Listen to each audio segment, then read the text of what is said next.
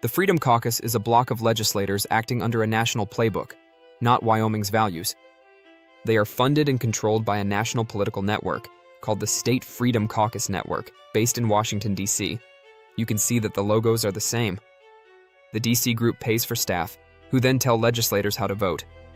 Here's the Wyoming operative listed on the national website. And there's another D.C. group behind them called the Conservative Partnership Institute, providing strategies so they can take ground across the country. There are 36 Freedom Caucus people in the House. They vote in lockstep, as evidenced by many measures.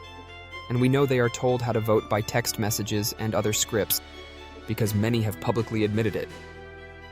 This outside-funded political machine moved into our state and took control of our House of Representatives in 2024.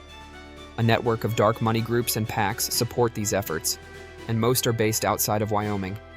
2 years ago, millions of dollars were spent by these groups in our legislative races. You may remember the ugly mailers flooding our state with personal attacks and outright lies. Here's the worst example. This is a 60 Minutes feature about the longest-running cattle drive in America, with Grazing Association President Albert Summers. And the Freedom Caucus accused Representative Summers of being a Chinese spy. Really? So, because of all this outside dark money, Freedom Caucus candidates didn't have to do much to win. Here's the poster child of a bought and paid for Freedom Caucus candidate.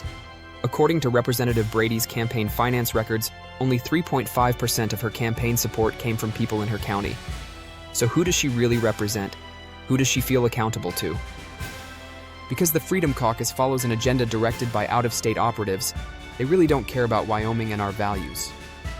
They are anti-public lands, seeking to privatize wildlife and sell off our federal lands. They don't care about communities, seeking to defund schools, emergency services, libraries, our university, rural health services, road maintenance, and more. They aren't interested in building Wyoming for the future, but are naysayers to business growth and job creation. They do not support local control, but instead try to wrest control from counties, towns, and schools. They are not about freedom, but about control of others, and they are especially opposed to independent thinking. They use far-right cancel culture to call out those who think independently on behalf of their constituents.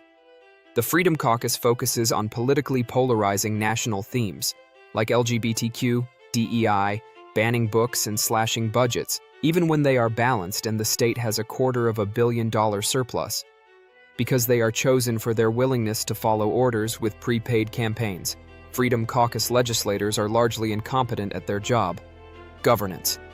There are so many examples of this, such as their ridiculous chemtrails conspiracy legislation, ignorance of our tax laws, unconstitutional legislation, and the highest failure rate of session bills.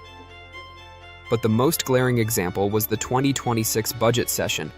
Probably there's no more important task for the legislature than to set our state's budget, which is a roadmap to our values and identity as a state. And the Freedom Caucus failed. The Freedom Caucus took a balanced Wyoming budget with $250 million in surplus and gutted funding for schools, healthcare, hungry kids, fire response, job development, communities, and more. After days of chaos and hundreds of amendments and floor votes, the Freedom Caucus refused to budge. But the public stepped in and spoke up. And our Senate listened. The Freedom Caucus-controlled House caved to the Senate, and most funding in our state was restored.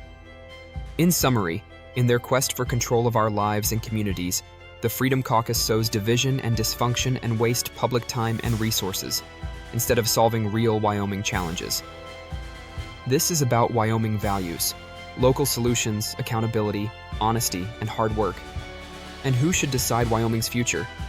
If you want it to be Wyoming people and not out-of-state political interests, then the choice belongs to you. Take charge and vote for Wyoming this August.